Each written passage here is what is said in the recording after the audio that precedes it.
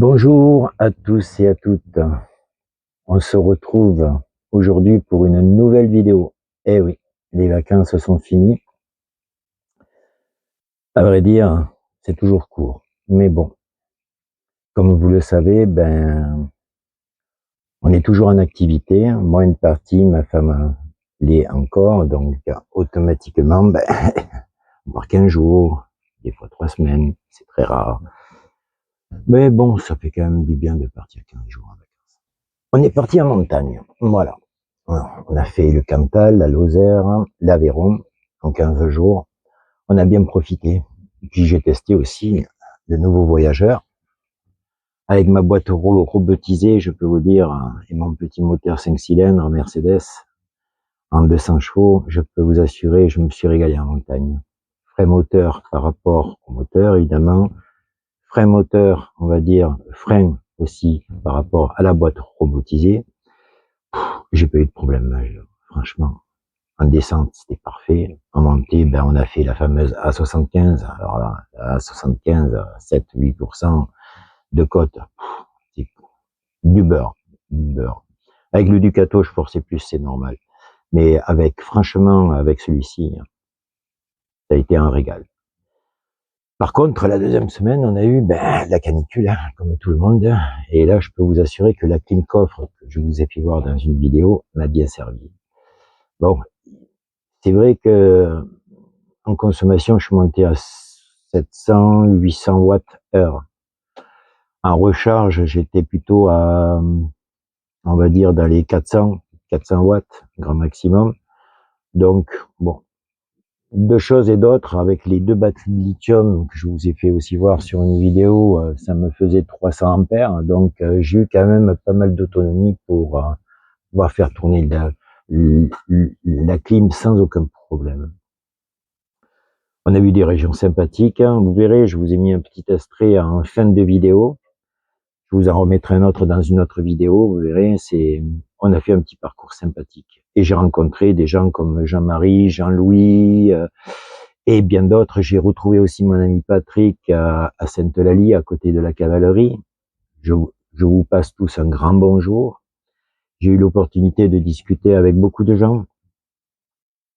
Et tous m'ont dit la même chose. Et même ceux qui ont acheté du neuf veulent revenir sur de l'occasion, sur des modèles de 2002 à 2012. Bon, c'est vrai que je vais pas critiquer le groupe Trigano ni quoi que ce soit, mais c'est un fait. À l'heure actuelle, comme des camping-cars sont construits à la chaîne, comme des voitures, ils ont beaucoup de soucis. Voilà, de filtration, roulement, et j'en passe, et j'en passe. Je ne dirai rien, je vais pas rentrer dans le sujet aujourd'hui. Et vraiment, les gens sont très déçus. J'ai eu des propositions aussi d'achat sur mon camping-car, jusqu'à presque 50 000 euros, mais j'ai pas voulu le vendre. Je l'ai pas monté tel qu'il est pour le revendre. Et trouver un 6,70 m de ce type-là, avec la soute que j'ai, franchement, je suis passé de partout. Je ne voulais pas prendre plus de 7 mètres de long. Là, j'ai eu l'opportunité d'avoir un 6,70 m avec une très bonne habitabilité. Je ferai une vidéo un petit peu plus tard, à nouveau de l'intérieur, 2 jours. On m'a dit, bon, c'est vrai que la dernière fois, c'était en hiver. Donc, la qualité de vidéo était pas fameuse. Et puis, j'avais pas la vidéo en 4K à l'époque. Je vous ferai ça, vous verrez. Et dans le mois de septembre aussi, beaucoup m'ont demandé, donc je vous ferai une vidéo comment acheter un camping-car d'occasion, quel type de camping-car d'occasion, en toute sécurité. Mais quoi qu'il en soit, si vous allez acheter un camping-car d'occasion, ou même un camping-car neuf, allez-y toujours avec une personne qui s'y connaît en carrosserie et en mécanique. C'est primordial. Surtout, qui s'y connaissent on va dire, sur tout le point de vue sur les camping-cars. Parce que vous pouvez être carrossier, vous pouvez être mécanicien, mais les camping-cars, c'est spécifique, surtout en carrosserie, évidemment. Et là, maintenant, avec tout ce qui est, on va dire, les matériaux utilisés, c'est pas le top. Même en haut de gamme, je peux vous l'assurer. Par contre, ils sont très jolis. À l'aspect, ils sont magnifiques. Il n'y a pas de problème. Mais dès qu'on commence à rentrer dans l'habitacle et qu'on commence à ouvrir les tiroirs, ou même, vous voyez, j'ai vu quelqu'un qui avait, bon, il devait être au courant, il avait acheté, je ne citerai pas la marque, mais de toute manière, tous les sièges sont faits identiquement. Une espèce de Sky beige, là. Au bout de 2 ans, vous le prenez à la main comme ça. C'est frité de partout. Et vous savez ce qu'on leur disait en concession? Vous avez qu'à mettre des housses. Des camping-cars à plus de 100 000 euros. Mettez des housses. Je restais un peu bête. Je vous mentirai pas.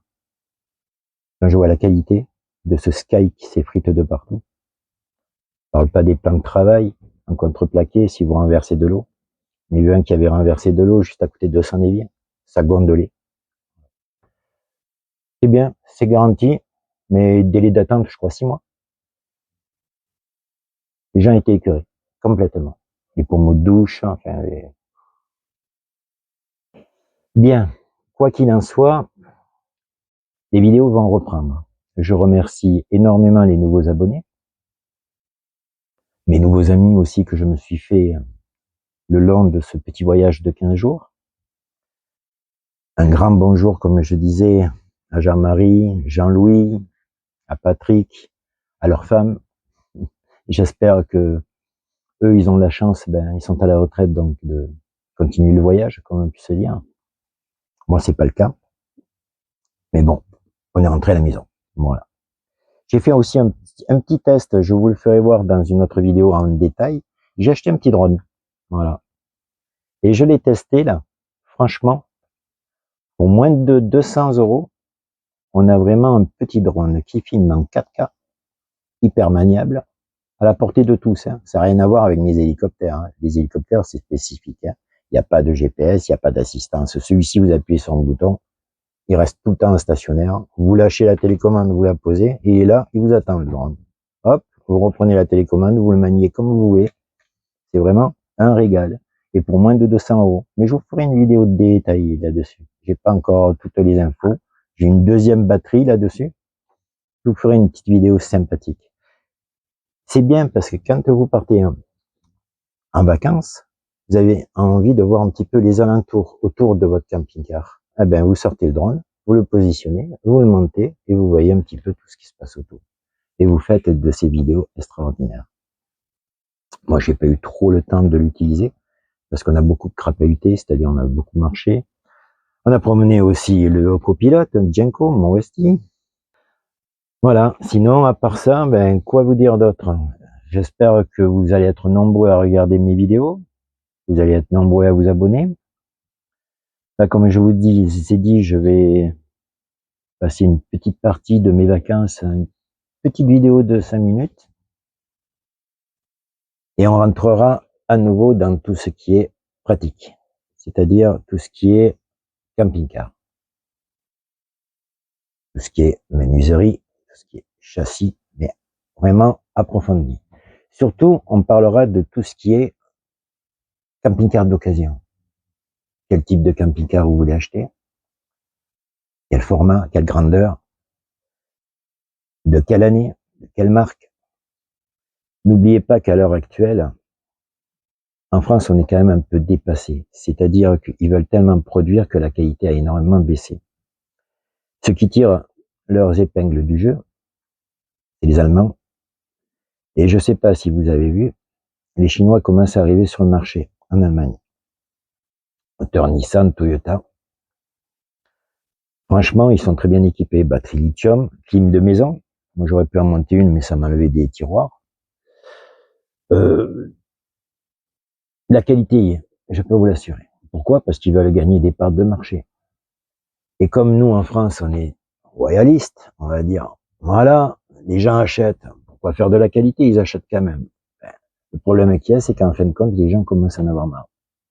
Et ça, je peux vous le dire. Ils commencent à en avoir marre d'acheter des camping-cars à plus de 100 000 euros et d'avoir une liste comme ça de réclamations et de travaux à faire. Ce qui est inadmissible. Mais bon, on en parlera dans les vidéos prochaines et on fera le point. Je vous dis à très bientôt. Vous allez regarder ma petite vidéo.